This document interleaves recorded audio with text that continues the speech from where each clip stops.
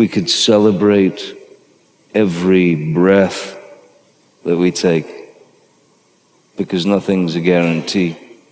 If we could celebrate the breath and the exhale, which is being alive, without, oh, my car won't start. Oh, geez, the cat dropped dead. Hey, I think I need a lobotomy. I mean, there are things that are very, very important in life that we don't think about, And one of the most worrisome things that I went through for years is you're freaked out about your past. You're worried, you're scared to death of the future, and that's all you're thinking about. But the now doesn't exist, And I think that's a grave mistake that we make. One of the greatest pieces of advice I've ever gotten in my life was from my mom. When I was a little kid, there was a kid who was bugging me, in school. And she said, okay, I'm going to tell you what to do. She said, the kid's bugging you. He puts his hands on you. You pick up the nearest rock, or whatever you can get your hands on, and you lay him out. Hey, Mom! Then I did. And I felt better. And it worked. And so, for me, that was a great lesson, because someone had invaded my space, invaded my being, and was doing something against me that I didn't want to be done. So I took control of the situation and I ran with it. And many years later, after being, turned into a product, by a very huge corporation that had their hands all over me, and I couldn't escape it, I promised myself that I would continue to move forward and do my best not to compromise in any way whatsoever, not allow anyone to put their hands on me and affect me in that way. So that's the best advice I think I could give, is just to keep moving forward and don't give a shit what anybody thinks, Just keep moving forward and do what you have to do for you. Paul Newman told me that any successful person in any field who in discussing their career doesn't use the word luck is a liar. Oh, yeah, he's absolutely right, yeah. So you consider yourself lucky? Very lucky, yeah. But you have to have talent to meet the luck, right? Somebody hands you the ball and you run, and if you get hit, you get hit, or maybe you make it through. You never know, but I just know that somebody handed me the ball at a certain point, and I was hungry enough to keep running, and I'm still running. I maintain a hunger, but not an ambition. I'm very happy to explore all possibilities of a character and really, dive in to the role. Even to the point of where, Disney wanted to fire me. They wanted to fire you from Pirates? Yeah. Because? They couldn't understand what I was doing, They didn't understand the character. They actually were contemplating subtitling the film, And you went to play music when you quit school. You didn't go to become an actor. Well, I started playing the guitar at the age of 12.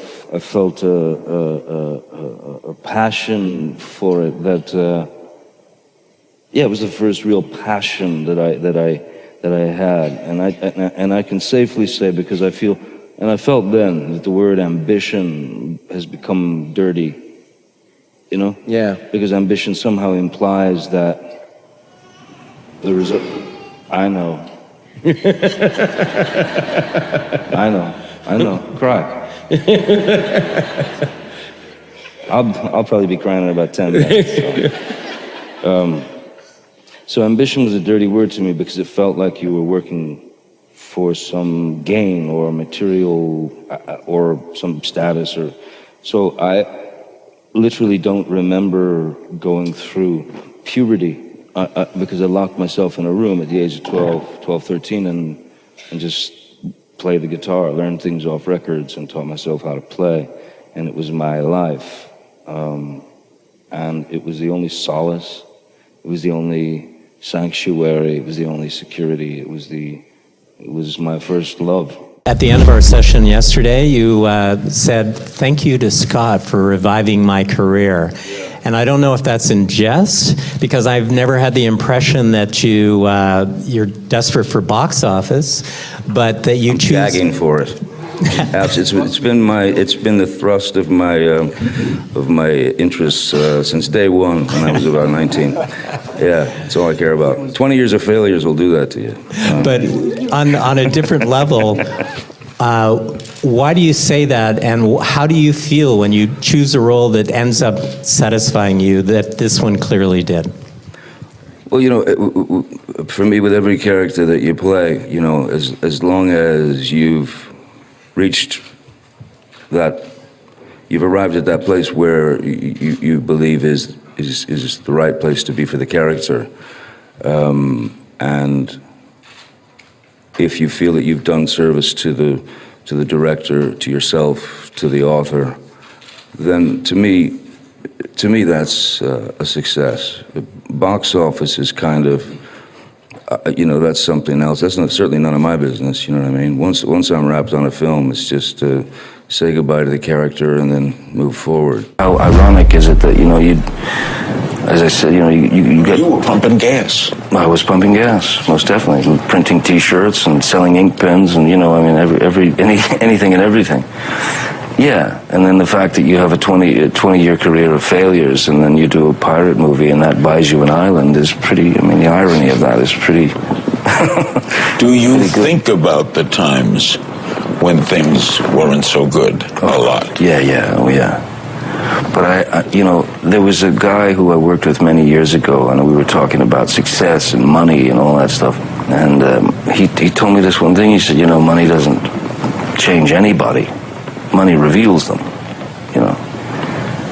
Same thing with success, and I believe that, wholeheartedly. I think I've been revealed. I don't think I haven't changed. I'm still exactly the guy that used to pump gas, I'm still the guy that was a mechanic for a minute, I'm still, exactly. I just happen to have a weirder job at the moment. When I was approaching the character of Willy Wonka, we all grew up with the Gene Wilder version, and it's fantastic. It's fantastic. But why go in that direction? It's been done. Why repeat? Why? So I found my own version, and my version was, I kept thinking of children's television hosts that scared me. Because, they were unpredictable, and they had that everything was okay. And it wasn't okay. But so I used these children's television host sort of ideas, and then the other ingredient that I thought was really what found the character, I thought of George W. Bush.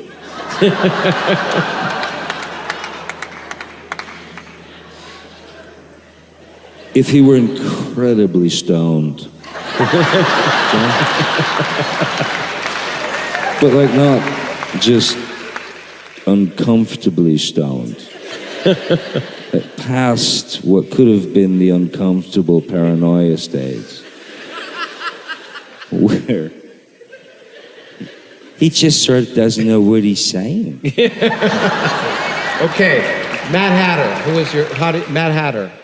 The Mad Hatter was basically a kind of this is real weird. So my kids had a tutor. We were on the road, I'm working and stuff like that. So they had this tutor. Her name was Catherine. And she was one of those English people, very proper. But Catherine would talk to you. She had a little bit of a thing in her voice, and so I sponged her up as much as I could. Because what I loved about her was she would sort of talk to you like this, you know, and it's one of those people who, like, you know, it's not that they avert their eyes, they actually close their eyes when they're looking at you. Right? You guys have felt that before. It's weird. So I used Catherine because when she closed her eyes and she's looking at you, I mean, every word is very, very important. I had to see that. I had to see that. I love it. That poor thing, she'll find this out tomorrow, and probably there'll be a lawsuit. There were the things that I probably should have done, not from my perspective. I mean, from my point of view, I did the right things. Every film that I've done, I'm happy that I made that choice. I don't have any regrets whatsoever. But I mean, in terms of sustaining box office, you know, bankability, I should have done a few other things that I didn't do, but I'm glad I didn't do them, me. You know? Because it wouldn't have been you. Yeah, it would have been for the wrong reasons. Everything that I've been lucky enough to do, I did for the right reasons. You have to realize that whatever your day is, whatever you're doing, whatever your job is, whatever people think of you or project you to be, none of it matters, really, until you look round and see people who are in need. And I think probably the best benefit of my job is to help, to make people smile, who otherwise wouldn't or couldn't have a smile on their face. So, yeah, that's my deal. I saw great